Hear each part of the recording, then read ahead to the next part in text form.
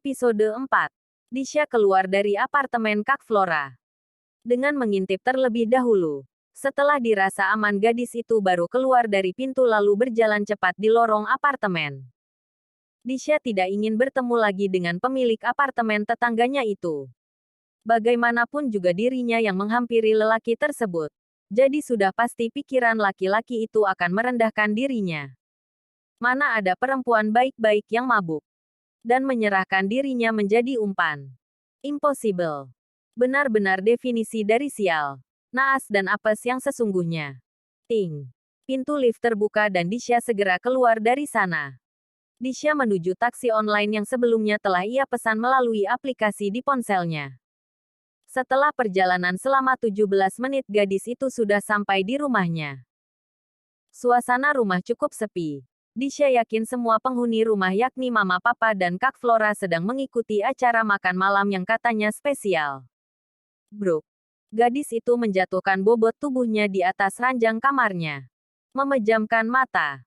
Sejenak mencari ketenangan.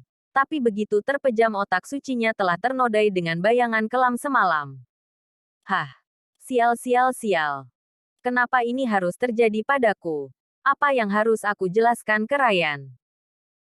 Oh my god, maafkan aku Kak. Cinta kita telah ternoda.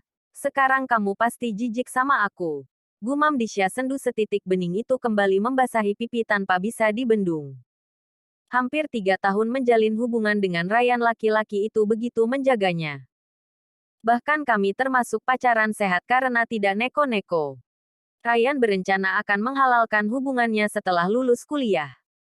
Tapi yang ada sekarang tinggal rasa bersalah karena dirinya bahkan tak mampu menjaga sesuatu yang sangat berharga dan hanya boleh dipersembahkan untuk suaminya kelak.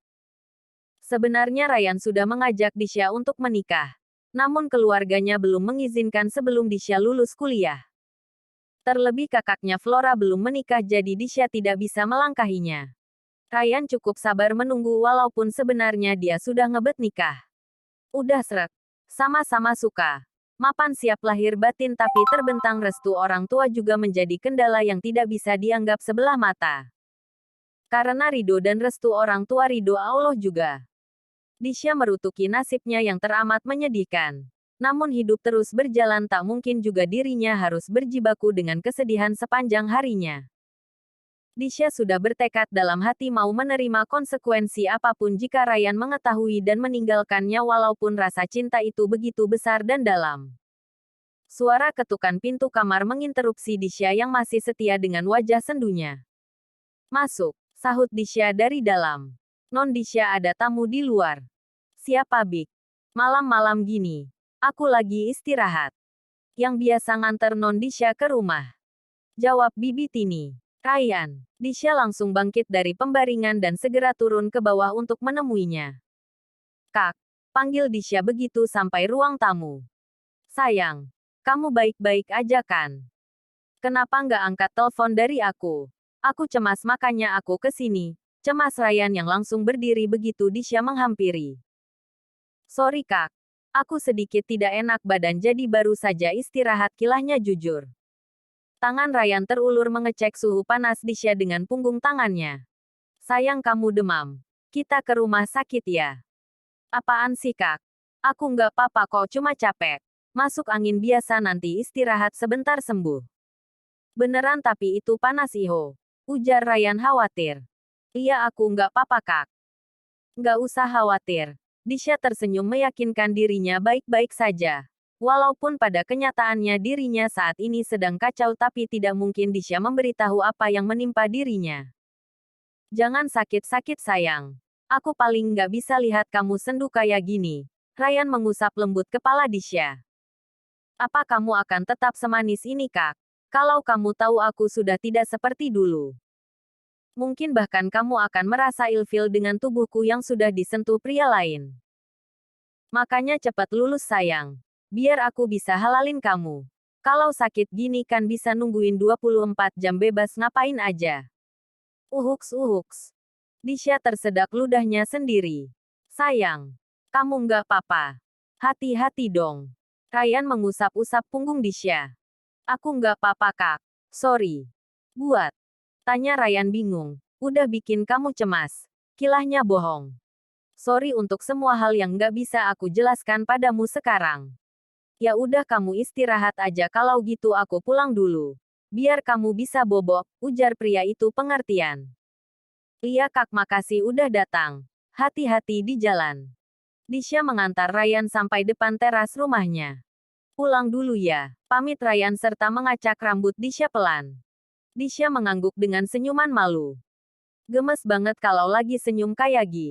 Pingin aku bungkus lalu aku kurung seharian di apartemen.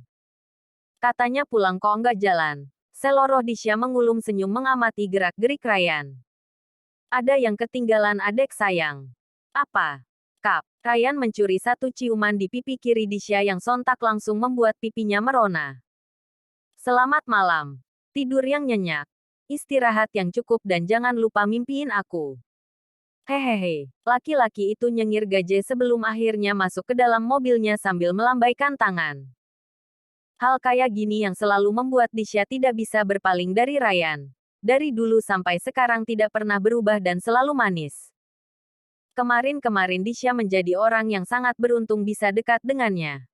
Tapi, kenapa sekarang terasa berbeda? Disha merasa dirinya tidak pantas untuk menjadi pendamping hidupnya kelak. Setelah mobil Ryan menghilang dari balik pintu pagarnya, Disha masuk ke dalam rumah dan menuju kamarnya kembali. Sesuai dengan instruksi pesan yang disampaikan kekasihnya dirinya harus beristirahat dan mimpi indah dengannya. Baru beberapa langkah Disha menaiki anak tangga suara mobil sang papa terdengar memasuki halaman rumahnya. Mama pulang, gumam Disha pelan. Gadis itu tetap melangkah menuju kamarnya. Ia hanya sedikit malas harus menjawab serentetan khutbah dari mamanya kalau tahu seharian tidak pulang. Sekarang Disha sudah di kamarnya dan bersiap menarik selimut untuk tidur cantiknya. Sya. Mama masuk ya. Mama tahu kamu belum tidur. Ucap Mama Emi sambil mengetuk pintu kamar putrinya. Udah mah. Besok aja ngomongnya. Disha juga paling udah tidur. Ujar Amar. Mas. Aku hanya ingin ngobrol saja. Dari kemarin belum lihat batang hidungnya. Kangen mas. Kangennya sama aku aja. Udah ayo istirahat.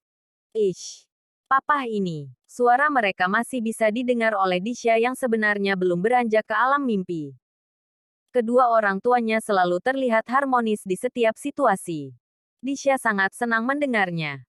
Pagi harinya suara jam weker di atas meja kamarnya berdering cukup keras membuat si pemilik kamar ingin segera membantingnya. Ia mungkin sudah diganti yang entah kesekian kalinya karena merasa malas Disha dengan tidak sengaja membanting jam weker di kamarnya. Sungguh perbuatan yang sangat tidak patut untuk dicontoh tapi begitulah Disha terkadang masih kekanak-kanakan dan manja. Hari ini Disha sebenarnya masih malas untuk berangkat ke kampus. Gadis itu masih enggan beranjak dari kasur empuknya.